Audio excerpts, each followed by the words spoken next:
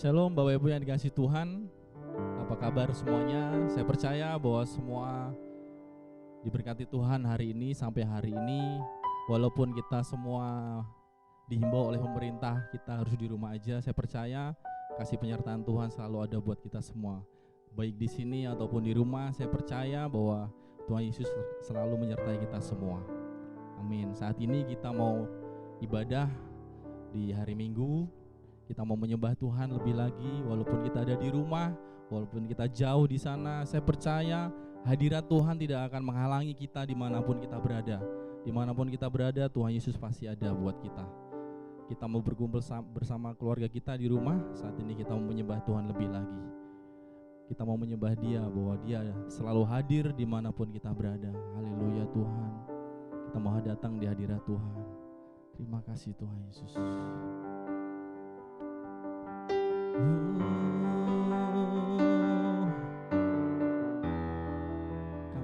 Kau hadir di sini Tuhan. Kami percaya Tuhan bahwa Engkau Allah yang hidup Tuhan. Engkau Allah yang berkuasa Tuhan atas setiap sakit penyakit Tuhan. Engkau Allah yang berkuasa atas setiap hidup kita ya Tuhan. Saya percaya Tuhan, Engkau selalu hadir dimanapun Engkau berada Tuhan. Terima kasih Tuhan.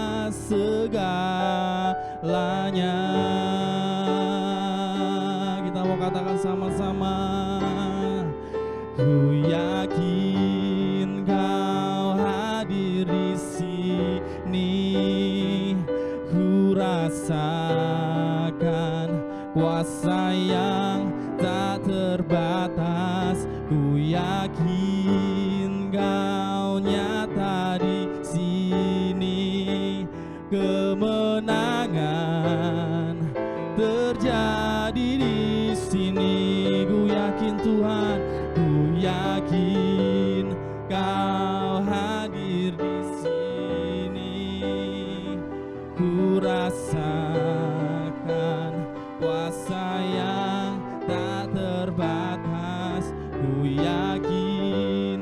Kau nyata di sini, kemenangan terjadi di sini. Ku yakin Tuhan, ku yakin Kau hadir di sini. Ku rasakan kuasa yang tak terbatas. Ku yakin Kau nyata di sini, kemenangan terjadi di sini. Segenap jiwaku memuji-Mu, sungguh besar Kau Yesusku. Segenap hatiku menyembah-Mu. Kau besar,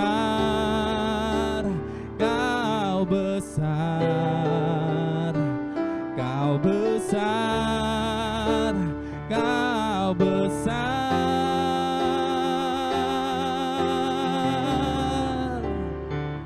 Ku yakin Kau hadir di sini. Ku rasakan kuasa yang tak terbatas.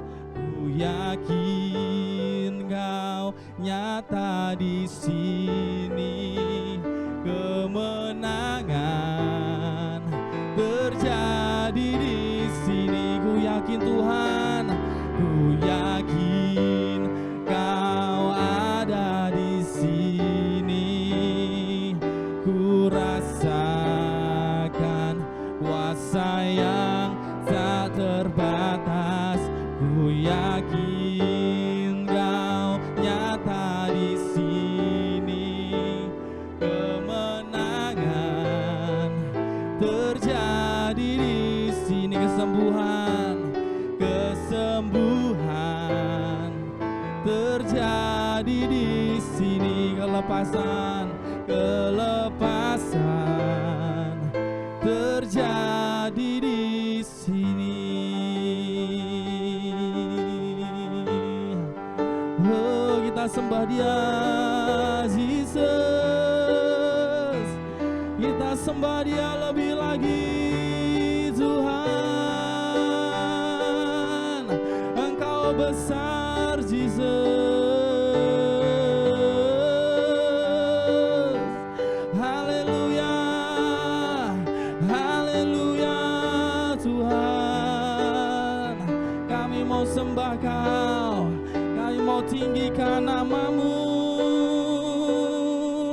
Jesus, Jesus.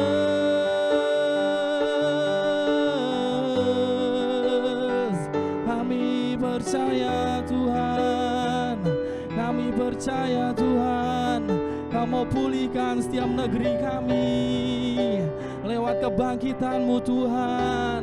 Kau sudah menebus kami, Jesus.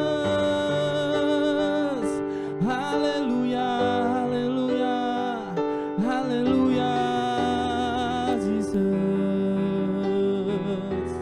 Haleluya. Kami mau serahkan hidup kami, Tuhan. Kami mau serahkan hidup kami. Kau Allah yang berkuasa atas setiap kami, Tuhan. Oh, kita mau sembah. Haleluya, haleluya bagi Dia, bagi Dia, Jesus.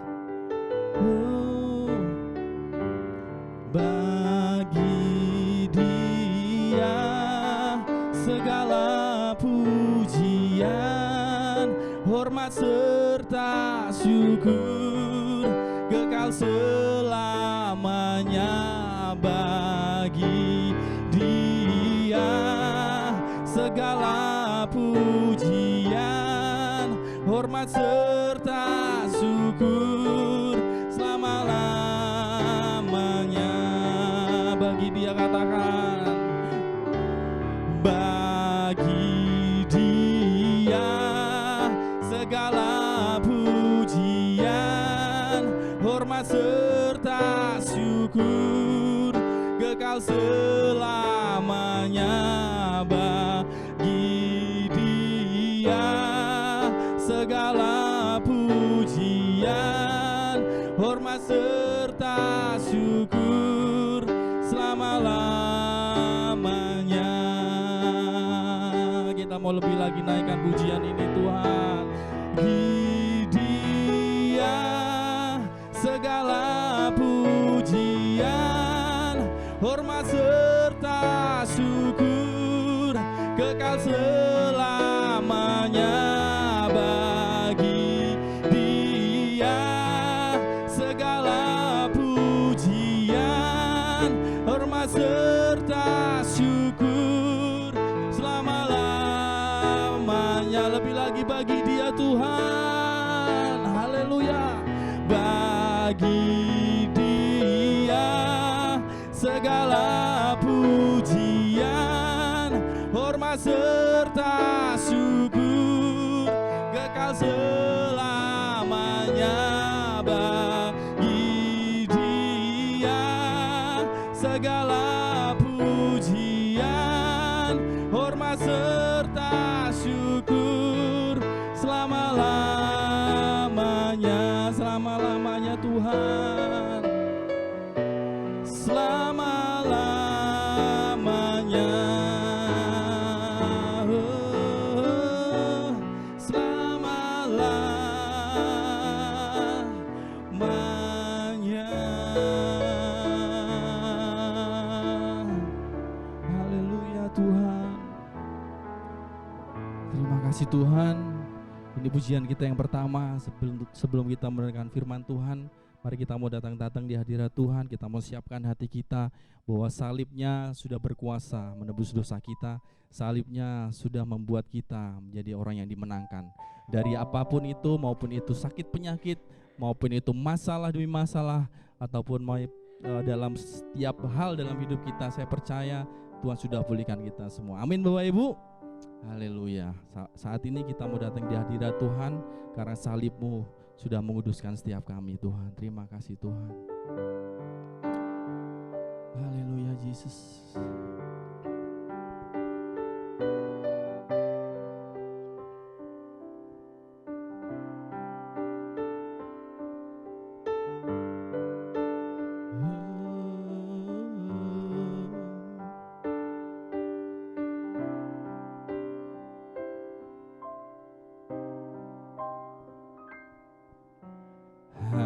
Kau Tuhan di hidupku,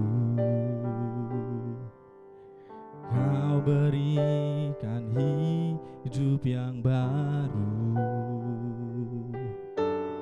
Darah-Mu menyucikan, pulihkan hatiku. Ku nyatakan Kaulah segalanya. Kuasa-Mu Tuhan, kuasa-Mu sanggup menyembuhkan. Kuasa-Mu sanggup menyembuhkan. Jiwaku melukiskan punya kepadamu. Yesus, Kaulah segalanya. Katakan sama-sama, karena salib-Mu Tuhan. Karena salib-Mu ku hidup. Karena salib-Mu ku menang. Engkau yang berkuasa, sanggup untuk melakukan mujizat-Mu. Karena salib-Mu ku hidup. Karena salib-Mu ku menang. Engkau yang berkuasa, sanggup untuk melakukan mujizat-Mu di hidupku.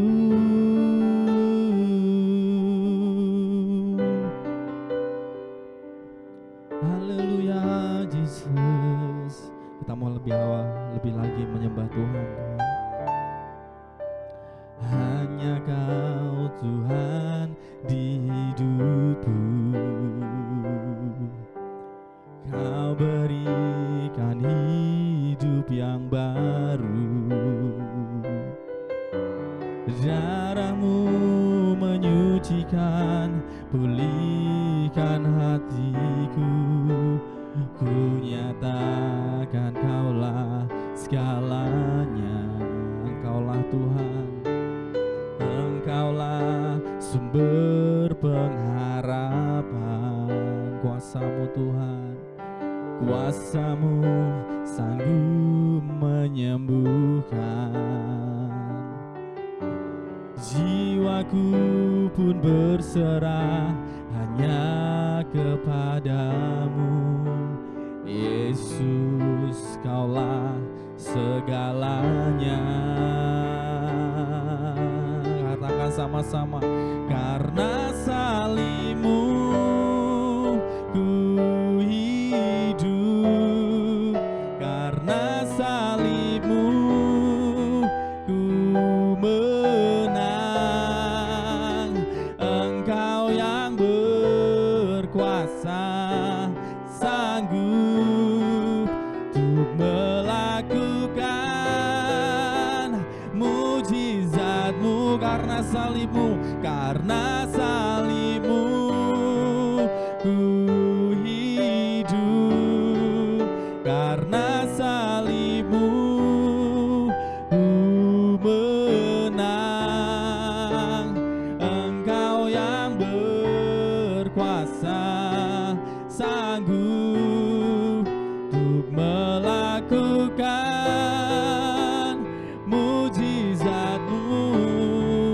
Karena salib-Mu ku hidup.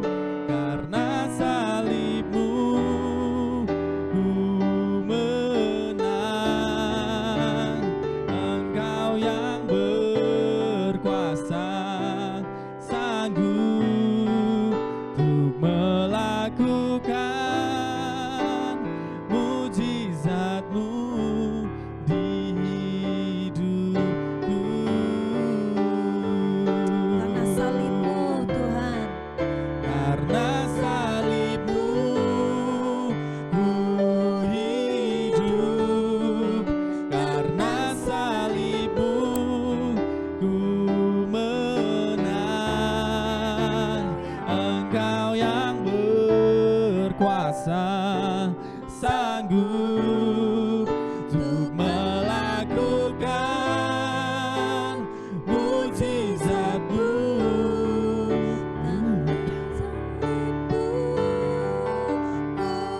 Hidup.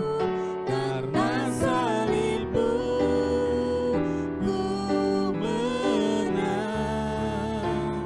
Engkau yang berkuasa, sanggup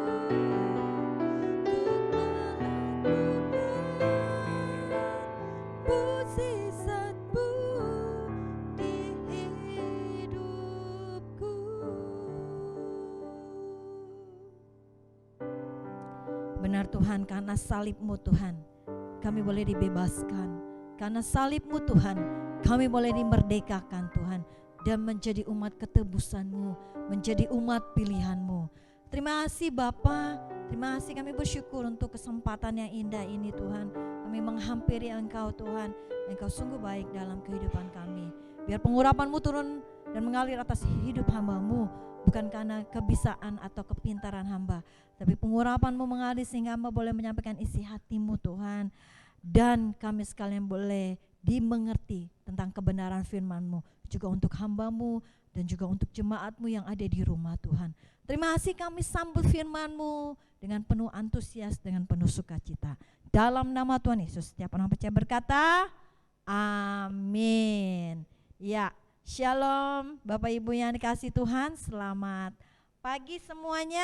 Ya, penuh dengan sukacita dan penuh dengan hadirat Tuhan pagi hari ini. Apa kabar? Ya, tentunya kita orang-orang yang luar biasa ya. Kita penuh dengan sukacita karena Allah bersama dengan kita. Masih dalam suasana social distancing Bapak Ibu. Dan Bapak Ibu tetap berada di rumah ya.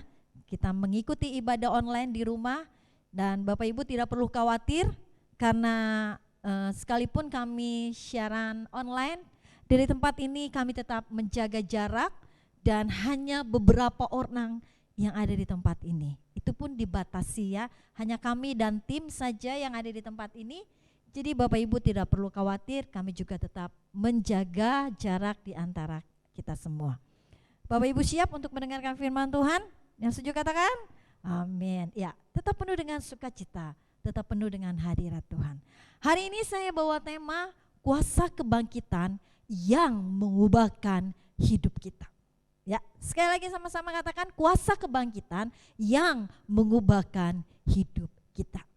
Saudara, saya masih ingat kurang lebih tahun 90 kalau nggak salah ya. Saya waktu itu kerja di sekitar daerah Mangga 2 ya saudara, cukup jauh dari rumah saya. Rumah saya di Tangerang dan saya kerjanya di sekitar Mangga 2. Saudara, saya mau menghemat ya. Jadi saya pergi naik patas. Waktu itu ya kita semua pergi naik patas ya. Itu yang paling murah, yang paling hemat ya saudara. Nah, karena saya naik patas jadi dan perginya juga dengan jam-jam yang sama. Jadi saya kebanyakan ketemunya orang-orang yang sama juga. Dia lagi. Nah, kalau saya naik patas saudara, yaitu berangkat kurang lebih pagi ya, sekitar jam 6:30 saya udah berangkat dari rumah. Dan kalau saya duduk di patas, di sebelah saya itu pasti ibu-ibu yang sama. Dan lama-lama kita jadi akrab ya, dari yang gak kenal lama-lama jadi kenal. Kenapa? Karena setiap hari ketemu, setiap hari duduk di bangku yang sama, di kursi yang sama. Nah, karena perjalanan macet ya saudara ya, dari rumah saya itu Kalideres Pesing itu juga cukup macet. Terus Pesing ke Gajah Mada ya saudara ya, itu masih terus sampai ke Mangga 2 itu cukup macet perjalanan. Jadi setelah kita ngobrol-ngobrol udah kenal sama ibu ini, lama-lama saya menggunakan waktu saya selama di mobil saya baca Alkitab. Nah saudara, ibu yang di sebelah saya, karena saya suka baca Alkitab, satu kesempatan dia bertanya kepada saya, Cianti, dia panggil saya Cianti gitu ya. Cianti baca buku apa? Dia bilang gitu. Saya bawa Alkitab yang kecil. Zaman dulu belum ada handphone ya saudara, belum ada iPad saudara ya. Jadi saya bawanya Alkitab. Nah terus ibu itu tanya kepada saya, dia bilang gini, Cianti baca buku apa? Dia bilang gitu. Terus saya bilang, baca buku Alkitab. Terus ibu itu tanya lagi kepada saya, Alkitab itu ceritanya tentang apa? Isinya tentang apa? Kesimpulannya apa sih buku Alkitab itu? Terus saya mau menjelaskannya agak sedikit bingung. Kenapa bingung? Karena saya harus menjelaskan dalam waktu yang tempo yang sesingkat-singkatnya. Sementara Alkitab itu panjang ceritanya. Saudara tahu 27 buku Perjanjian Baru dan 39 buku Perjanjian Lama. 1198 pasal dan 33.103 ayat. Saya harus menjelaskan kepada ibu tersebut dalam waktu yang sangat singkat. Aduh, saya mikir otak gimana nih cara menjelaskan supaya ibu ini mengerti. Terus saya bilang ini, Bu, ini buku Alkitab. Kalau disimpulkan isinya kurang lebih ada di Yohanes 3 ayat 16 saya bilang. Karena begitu besar kasih Allah akan dunia ini sehingga dia telah mengaruniakan anaknya yang tunggal supaya setiap orang yang percaya kepadanya tidak binasa melainkan beroleh hidup yang kekal. Saya jelaskan begitu kepada ibu tersebut. Terus saya tanya, ibu sudah paham belum? Dengan santai ibu itu ya saudara jawab, belum, saya belum ngerti. Aduh. Terus saya jelaskan lagi. Jadi gini Bu, Yohanes 3 ayat 16 kalau disimpulkan intinya itu tentang kasih. Maksudnya apa? Ibu itu bilang kasih apa? Jadi tentang kasih. Kasih itu berbicara tentang Kristus. Jadi isi Alkitab ini yang terdiri dari 66 buku itu isinya tentang Kristus. Kristus yang mati, Kristus yang bangkit, Kristus yang akan naik ke surga dan akan kembali lagi datang ke dalam dunia ini. Dia yang akan menjemput setiap orang yang percaya. Jadi isinya adalah Kristus yang mati, Kristus yang bangkit, Kristus yang naik ke surga, dan Dia yang akan datang kembali menjemput setiap orang yang percaya dan mengasihi Dia. Terus saya tanya, kurang lebih seperti itu. Ibu sudah paham? Ya, cukup. Terima kasih cantik. Wah, saya senang saudara. Nah saudara, saya mau ajak tentang bagaimana Kristus itu sudah mati, Kristus bangkit, dan kuasa kebangkitannya itu mengubahkan hidup saya dan hidup saudara. Mari kita baca, kita buka di dalam 1 Korintus 15 ayat 17. Ya, ayat 17 sampai dengan ayat 20. Ya, Bapak Ibu, kita buka di dalam 1 Korintus pasal 15 ayat 17 sampai dengan ayat 20. Saya bacakan buat Bapak Ibu ya. Ayat 17. Dan jika Kristus tidak dibangkitkan, maka sia-sialah kepercayaan kamu dan kamu masih hidup dalam dosamu. Demikianlah binasa juga orang-orang yang mati dalam Kristus. Jikalau kita hanya dalam hidup ini saja menaruh pengharapan pada Kristus, maka kita adalah orang-orang yang paling malang dari segala manusia. Tetapi yang benar ialah bahwa Kristus telah dibangkitkan dari antara orang mati sebagai yang sulung dari orang-orang yang telah meninggal. Saudara, surat ini ditulis oleh Rasul Paulus kepada jemaat yang ada di Korintus. Saudara, jemaat di Korintus itu menganut agama yang paling tua, yaitu Babel. Nah, Paulus datang ke Korintus. Dia menginjil di sana dan memberitakan tentang kebenaran firman Tuhan. Dan karena Paulus memberitakan kebenaran firman Tuhan, maka sebagian besar orang-orang yang ada di Korintus itu menerima Tuhan di dalam kehidupan mereka. Karena pemberitaan yang Paulus sampaikan. Saudara, karena banyaknya orang-orang yang mengenal Tuhan di sana, lama-lama didirikanlah di sana gereja eklesia, ya. Jadi kenapa? Karena banyaknya orang-orang yang mengenal Tuhan dari pemberitaan, dari penginjilan Rasul Paulus. Tapi tidak mudah bagi keluarga untuk melepaskan salah satu anggotanya untuk mengikut Kristus. Kenapa? Karena mereka sudah memegang kepercayaan agama Babel. Jadi jika salah satu dari anggota keluarganya untuk menerima Kristus, itu tidak mudah bagi mereka untuk melepaskan kepercayaan mereka yang lama. Saya kasih contoh. Saya bersama dengan suami saya, anak saya, Joshua dan Abi, kami berempat. Kami memegang agama Babel, kami berempat. Nah, kemudian datanglah Rasul Paulus ke kota kami. Lalu dia mengajar dan memberitakan kebenaran firman Tuhan. Kami menganut agama Babel berempat. Karena Rasul Paulus datang ke kota kami, lalu dia memberitakan tentang pengajaran firman Tuhan. Salah satu dari anak kami yang paling besar Joshua. Dia percaya, dia menerima Tuhan di dalam kehidupannya. Nah, saya dan suami saya sebagai penganut agama Babel tentu tidak mudah untuk melepaskan Joshua menganut kepercayaan lain. Saya tidak akan melepaskan Joshua untuk melepaskan dia memilih Kristus di dalam kehidupannya. Kenapa? Karena saya sudah memegang agama Babel di dalam kehidupan saya. Nah, begitu juga dengan kejadian kasus yang terjadi di Korintus. Paulus datang memberitakan kebenaran firman Tuhan. Beberapa anggota keluarga menjadi percaya dengan pemberitaan firman Tuhan itu. Tetapi belum tentu dari keluarganya semuanya mengizinkan atau merelakan salah satu anggota keluarganya untuk percaya kepada Kristus. Nah, saya akan bertanya kepada Joshua. Kalau saya menganut agama Babel, saya akan bertanya kepada Joshua, Joshua, kenapa kamu pindah agama? Agama kita itu agama yang tua, agama tertua, agama Babel. Kenapa kamu pindah menjadi pengikut Kristus? Siapa yang memberitahukan kamu? Joshua akan menjawab, oh itu Om Paulus datang, dia memberitakan kebenaran firman Tuhan. Lalu apa yang kamu lakukan? Saya percaya, Mah. Percaya apa? Percaya Kristus. Kenapa kamu percaya kepada Kristus? Karena Kristus itu sudah mati dan bangkit. Nabi kita itu cuma mati, tapi nabi kita nggak bangkit. Dari mana kamu bisa tahu kalau nabi kamu yang namanya Kristus itu mati dan bangkit? Emang ada videonya?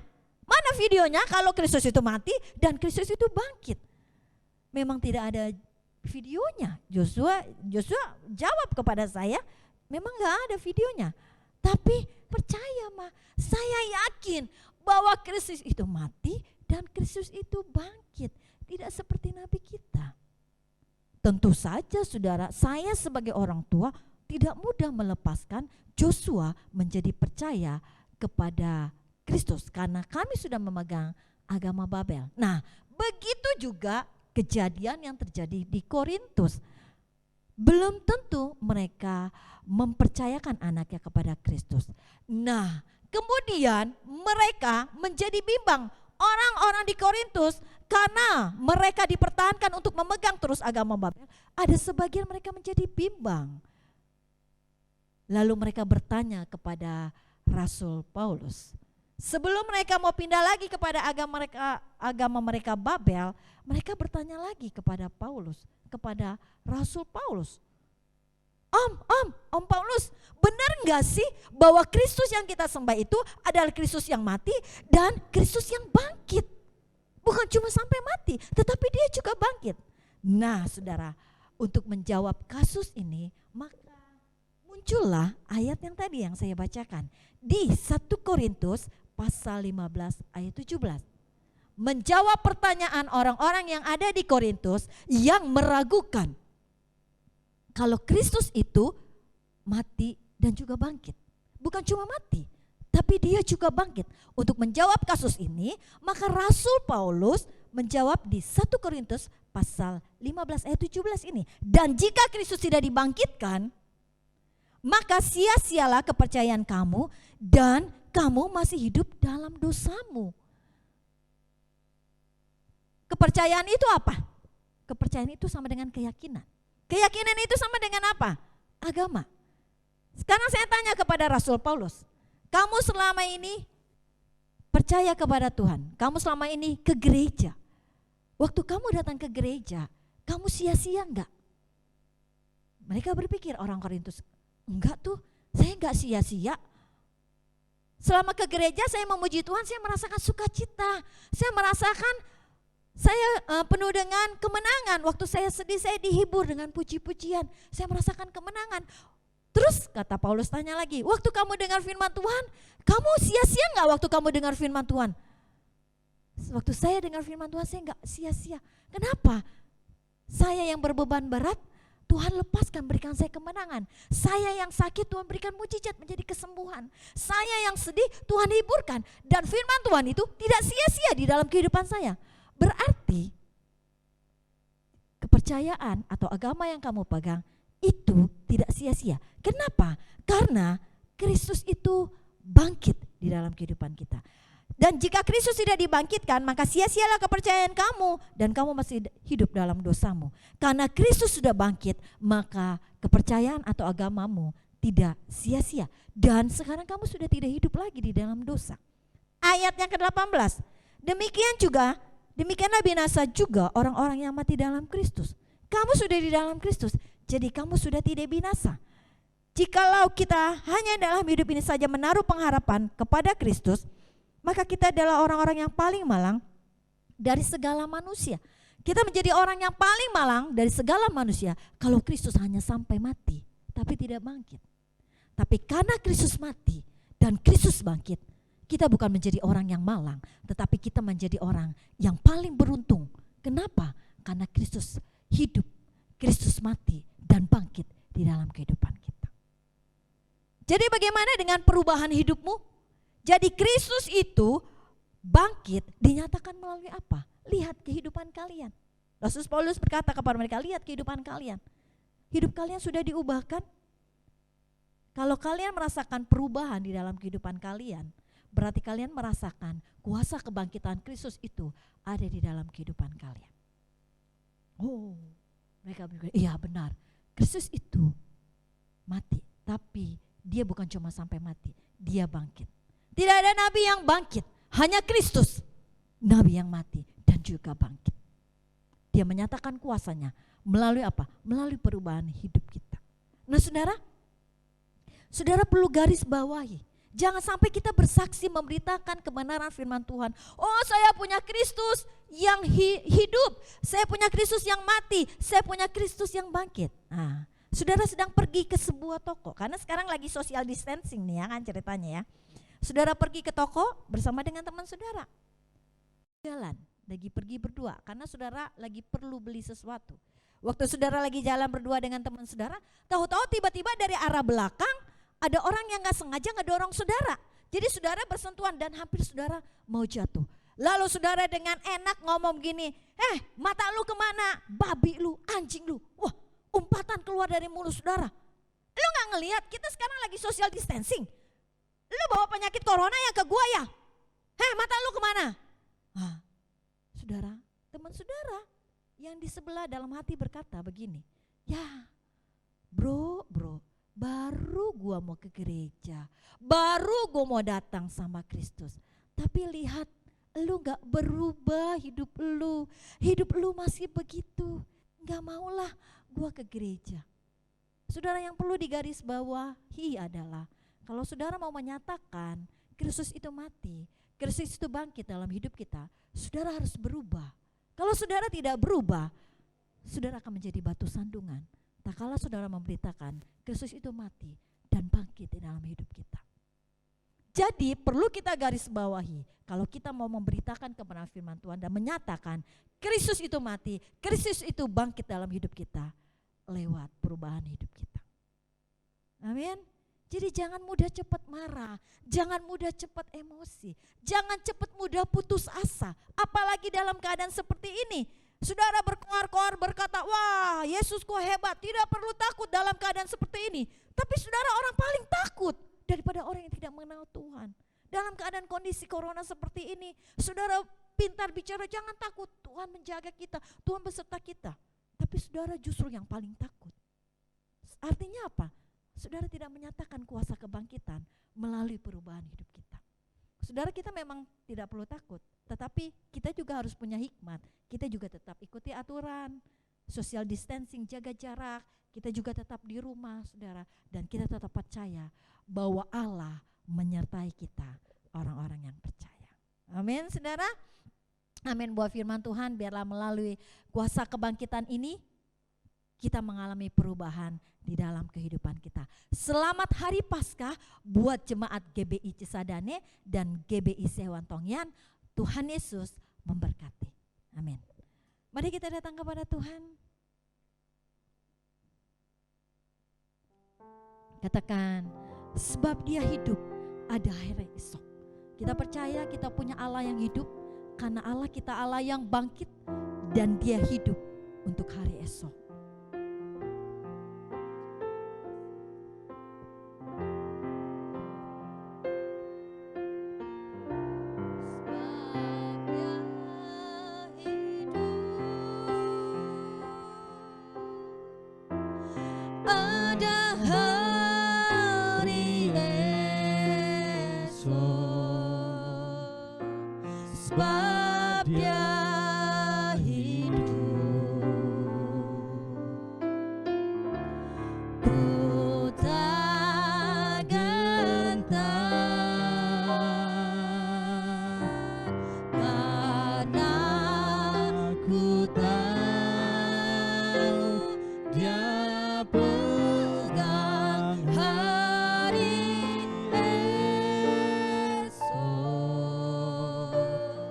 He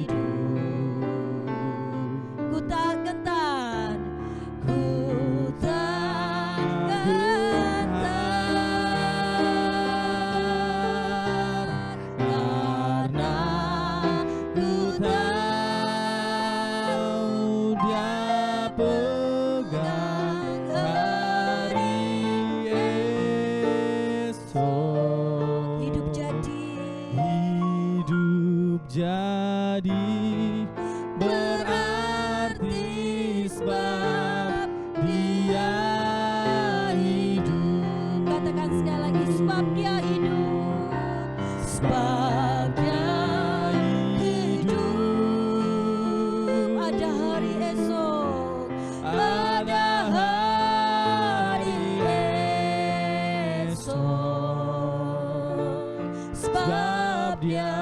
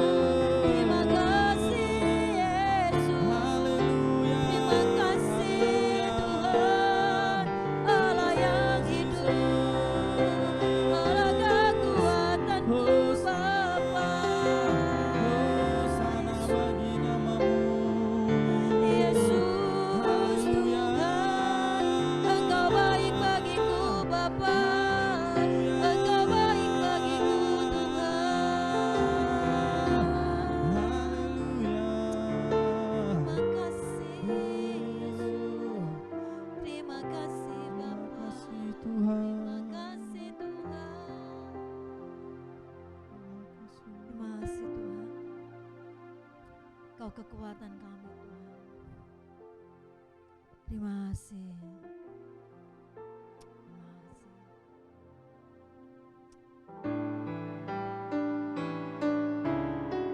Kaulah kekuatanku,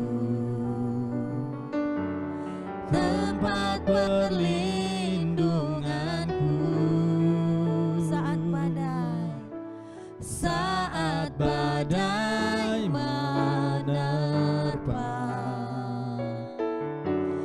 Aku tak akan goyah. Aku tak akan goyah, sebab Kau sertaku. Engkaulah kekuatanku. Mari nyanyikan dengan iman. Engkau kekuatanku, Tuhan. Engkaulah kekuatanku, tempat perlindunganku saat badai menerpa. Aku tak akan goyah. Aku tak akan goyah.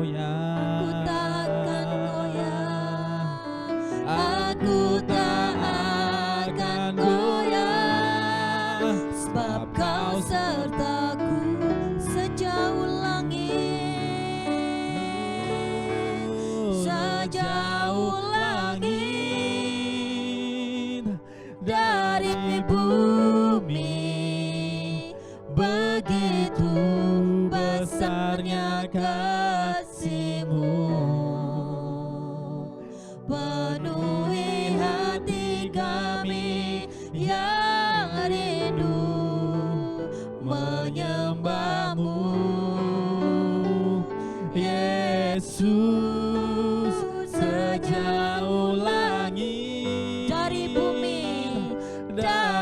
bumi, begitu besarnya kasih-Mu. Kaulah Tuhan, Kaulah Tuhan, kekuatanku, sukacitaku.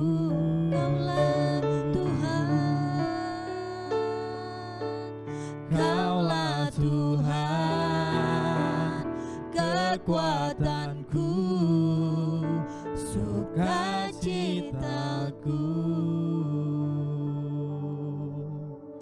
Engkau kekuatan kami Tuhan di dalam hidup ini. Karena kami tahu Engkau Kristus yang mati dan Engkau bangkit bagi kami. Dan kebangkitan-Mu Tuhan mengubahkan hidup kami untuk kami meninggalkan hidup kami yang lama, dosa-dosa yang lama, untuk kami memiliki kekuatan daripada Engkau Tuhan. Kami percaya kebangkitan-Mu Tuhan akan memberikan kami kemenangan. Kebangkitan-Mu memberikan kami kemenangan, sukacita dan pengharapan di dalam Engkau. Terima kasih, beri kekuatan buat jemaat-Mu yang ada di rumah Tuhan. Mari Kau jamah setiap jemaat-Mu yang di rumah Tuhan. Yang sakit Kau sembuhkan, yang sedih Kau hiburkan, yang lemah Kau kuatkan. Dalam nama Yesus, sukacita dan pengharapan-Mu mengalir buat setiap mereka.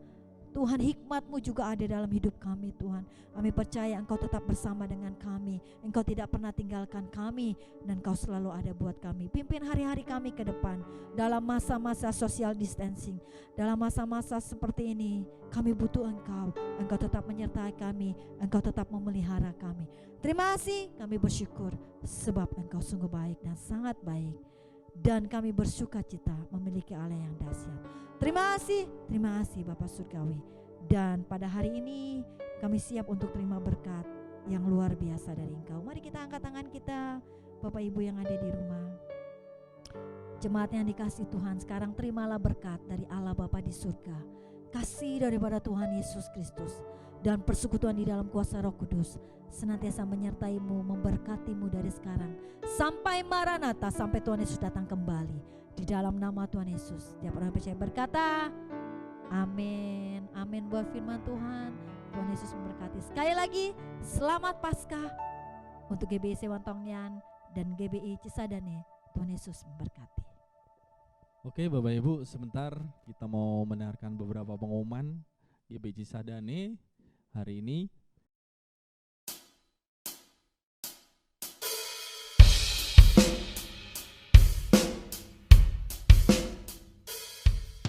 Doa dan puasa serentak diadakan setiap hari Jumat. Puasa dimulai pada jam bangun tidur dan dibuka pada jam 5 sore. Pokok doanya adalah dana untuk pelunasan ruko. Gembala, staf gembala, komisi, pelayan dan jemaat GBI Cisadane bersatu dalam doa setiap malam. Doa bersama dimulai pada pukul 8 malam hingga 11 malam. Mari kita sama-sama berdoa agar rantai penyebaran COVID-19 di dunia dapat berakhir dan dapat ditemukan obatnya. Bagi jemaat yang rindu berpartisipasi dalam peduli kasih, GBI Cisadane dapat menyerahkan janji iman sosial kepada Bapak Wagiman Agus dengan nomor WhatsApp 0878 0983 3710. Berikut ini adalah laporan keuangan pelunasan ruko ke-59. Saldo awal bulan Maret 2020 sebesar 4.009.476. Total penerimaan sebesar 38.506.115 dan total pengeluaran pada bulan Maret ini sejumlah 40.617.000. Dan sisa saldo bulan Maret 2020 adalah 1.898.591. Demikian informasi laporan keuangan pelunasan ruko pada bulan Maret 2020. Tetap berdoa dan semangat, Tuhan Yesus memberkati kita semua. Bagi jemaat yang membutuhkan dukungan doa, dapat mengirimkan pesan melalui direct message atau DM Instagram, yaitu cisadane.ministry.